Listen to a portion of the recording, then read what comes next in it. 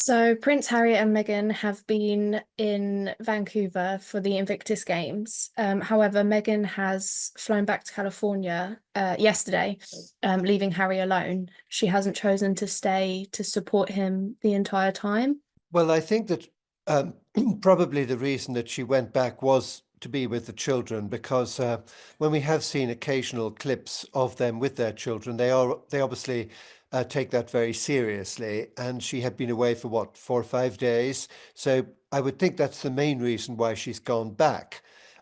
Secondly, of course, I think it's very important that Prince Harry should be concentrating on the participants of the Invictus Games and supporting them.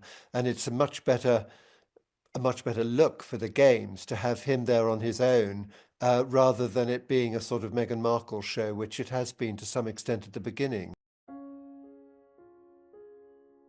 Hugo Vickers, a royal commentator with yet another insightful, no, wait, insulting take on Harry and Meghan.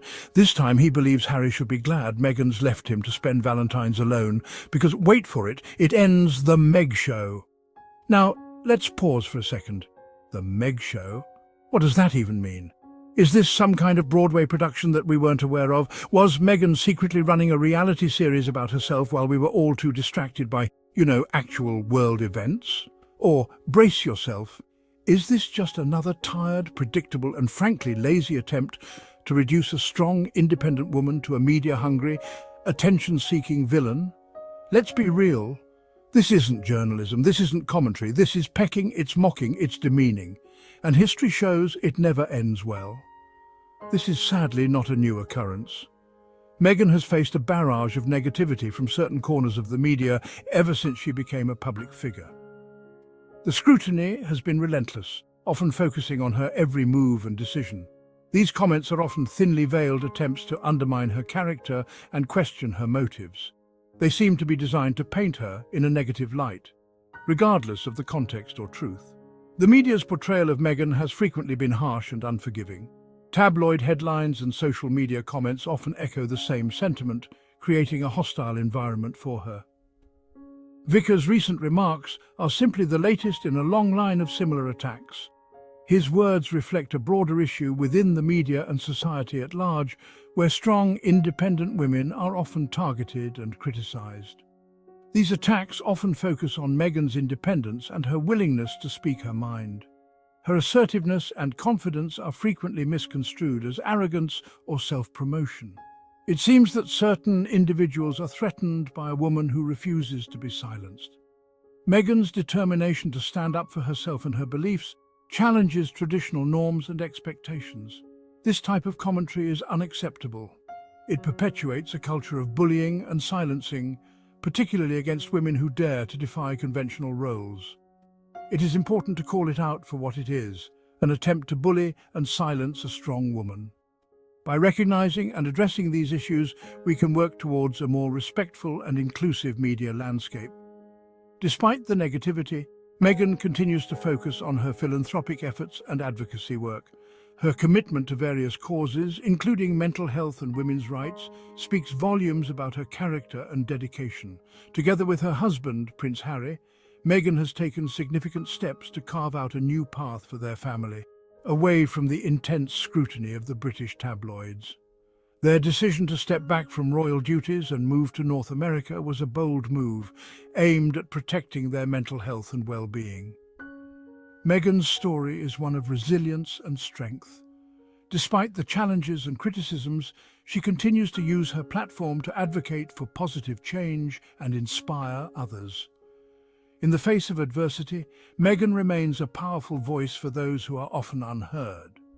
Her journey serves as a reminder of the importance of standing up for oneself and others, no matter the obstacles.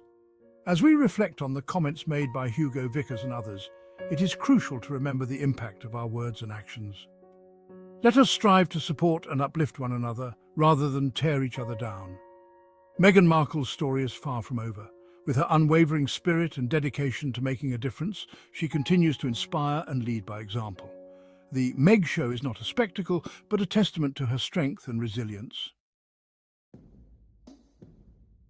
The term Meg Show, used by Vickers, is particularly revealing. It's not just a casual nickname, it's a loaded term that carries with it a heavy weight of judgment and bias.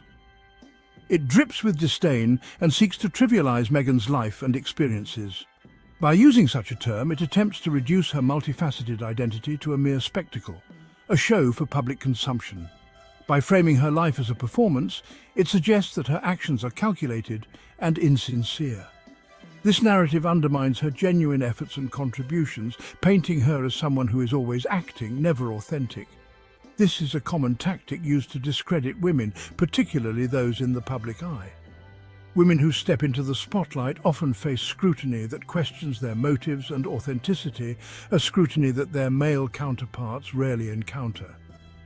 The use of the informal Meg instead of her title Duchess of Sussex further highlights this disrespect. It's a subtle yet powerful way to diminish her status and the respect that comes with her title. It is an attempt to strip her of her agency and reduce her to a caricature. By doing so, it denies her the complexity and depth that every individual possesses.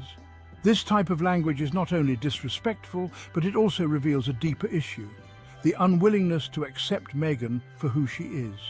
It reflects a broader societal problem where women, especially those who challenge the status quo, are often met with resistance and belittlement.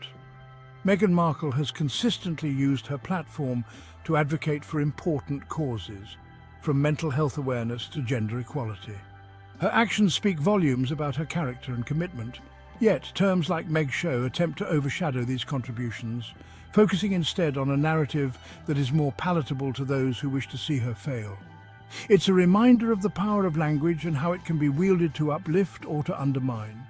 In the end, it's crucial to recognize and challenge these loaded terms. By doing so, we not only stand up for Meghan, but also for every woman who's been unfairly judged and misrepresented. It's about creating a more just and respectful discourse, one that acknowledges the full humanity of every individual. Meghan is not the first woman in the royal family to face such harsh scrutiny. Princess Diana and Sarah Ferguson both endured similar treatment from the media. They were often vilified and ridiculed, their every move analysed and criticised. Diana, known for her compassion and humanitarian work, was often portrayed as unstable and manipulative. Sarah, known for her warmth and humour, was labelled as extravagant and irresponsible. The parallels between their experiences and Meghan's are striking. It seems that strong, independent women who challenge the status quo are often met with resistance and hostility. This pattern of attempting to silence outspoken women is not a new phenomenon. Throughout history, women who have dared to raise their voices, challenge the status quo and fight for justice have often been met with resistance and attempts to silence them. This resistance is not just a relic of the past, but continues to manifest in various forms even today. History is replete with examples of women who dared to speak truth to power and were punished for it. These women, despite facing immense challenges and opposition, stood firm in their beliefs and actions. They have left an indelible mark on history, inspiring countless others to follow in their footsteps and continue the fight for justice and equality. From Boudica, who led a revolt against Roman rule, demonstrating immense bravery and leadership in the face of overwhelming odds. Her defiance against the Roman Empire is a testament to her strength and determination. Boudica's legacy lives on as a symbol of resistance and empowerment for women everywhere. To Joan of Arc, who led the French army to victory, driven by her unwavering faith and conviction. Despite being a young woman in a male-dominated society, Joan's courage and strategic acumen led to significant victories for France. Her eventual martyrdom only solidified her status as a legendary figure in history. To modern-day activists like Malala Yousafzai, who, despite facing life-threatening danger, continues to advocate for girls' education and women's rights.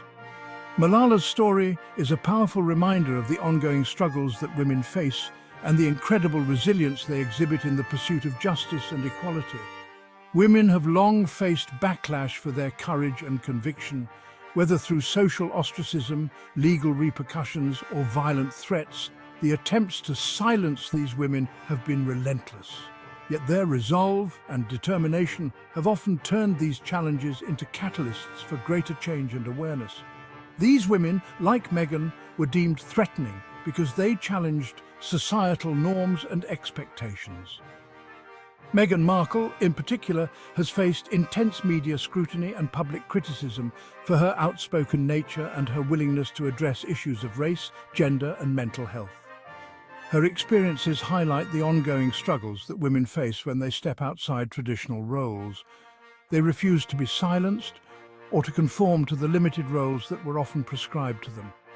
These women have consistently pushed the boundaries of what is considered acceptable for women in society, paving the way for future generations to have more freedom and opportunities. Their stories serve as a reminder that the fight for equality and respect is ongoing.